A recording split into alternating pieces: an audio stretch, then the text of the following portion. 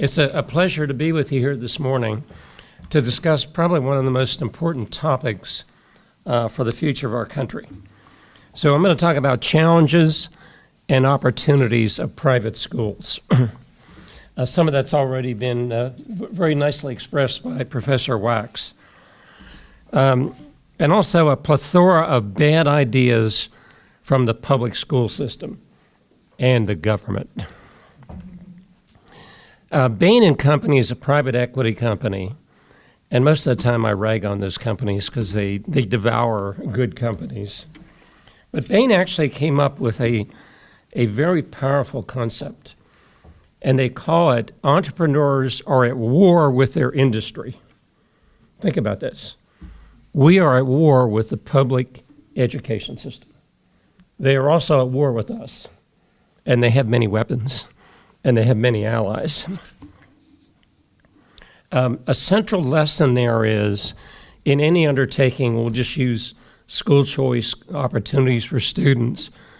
The higher the level of resistance, the more power we bring to the table, okay? So the resistance, while is difficult and unwelcomed, it actually gives us the moral courage to overcome, and that's really important.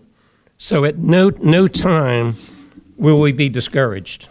We may be some nights, but in an overall sense, we're not going to be discouraged.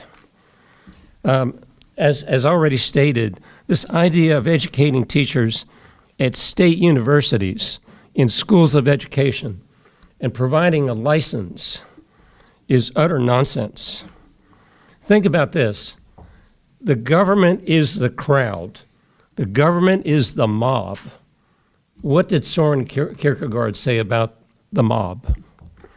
He said, there is no truth in the crowd. If you want to Google that, he's got a white paper. So what do we get out of a mob? Nothing good. This is philosophical. It's well documented.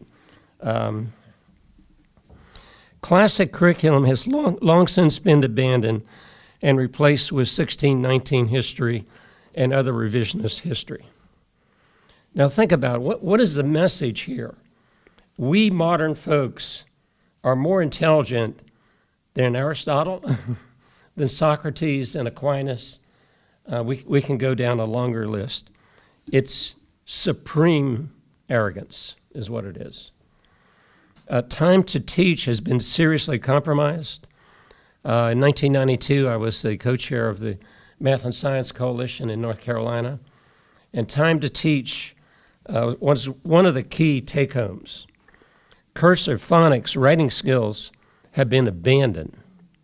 When I was growing up, I went to, in full disclosure, I went to all Catholic school for 16 years, including college.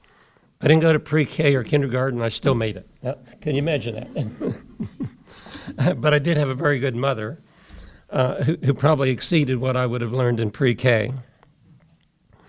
So when I was growing up, if you couldn't write your name, sign your name, and you put an X, you were functionally illiterate. Well, what about all these modern people that can't do cursive? How do you remotely sign your name? How do you distinguish your name from anyone else? I don't know. So we've taken 2,500 years of wisdom of the smartest people that lived on the planet for 2,500 years, and we've said, we're smarter than you guys, okay? We know better.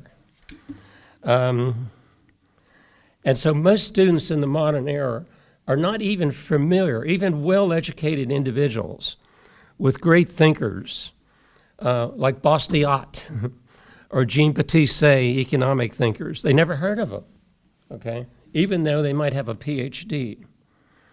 And what they've replaced it with is critical race. And these things that I'm bringing up are now in our teacher contract.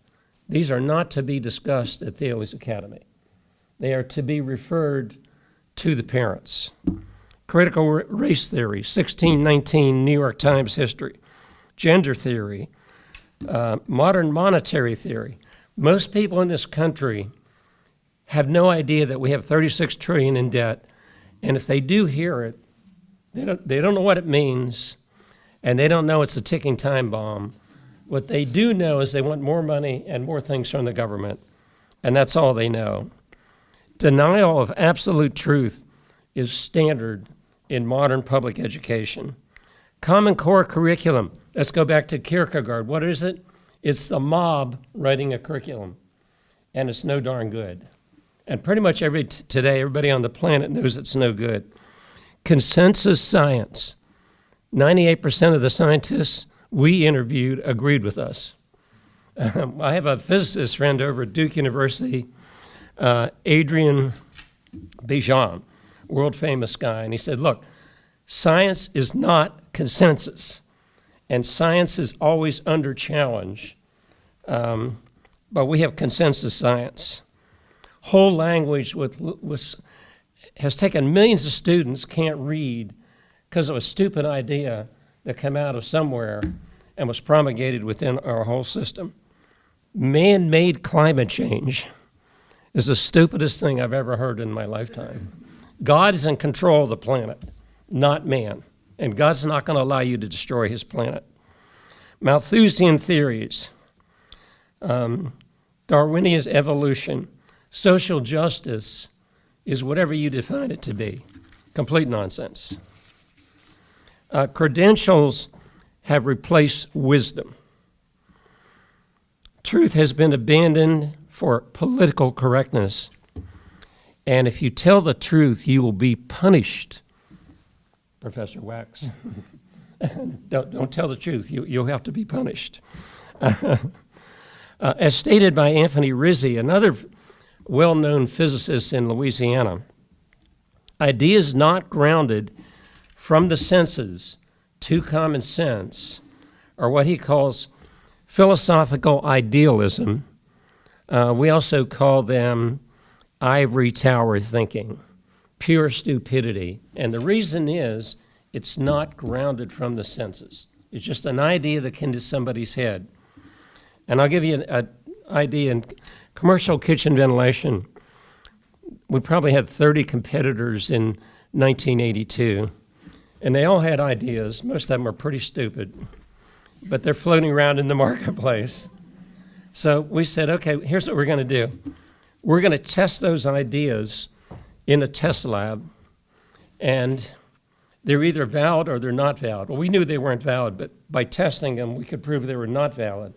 So we were able to eliminate all the bad ideas in a short period of time and bring the good ideas forward.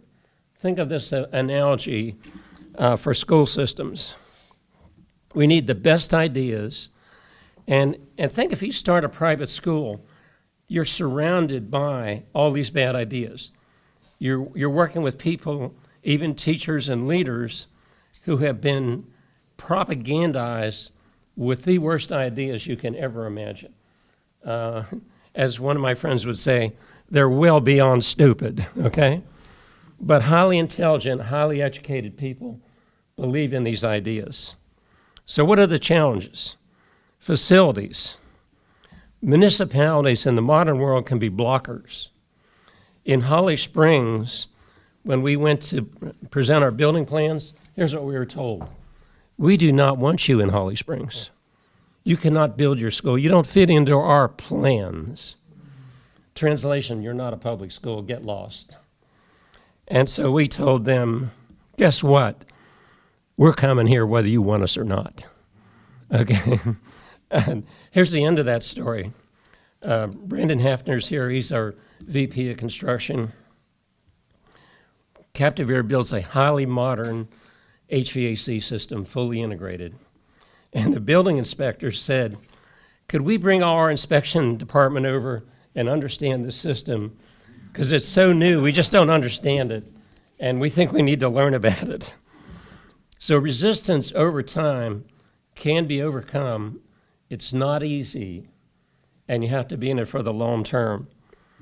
Most wealthy individuals, they'll give to UP if they can get their name on the building, but they won't give to private schools because in their little minds, well, I'm not going to give spoiled little rich kids an opportunity to go to private school. They can go there on their own dime.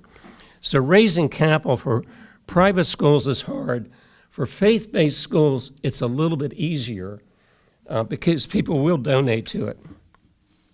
Leadership requires a new breed of thinkers, entirely new.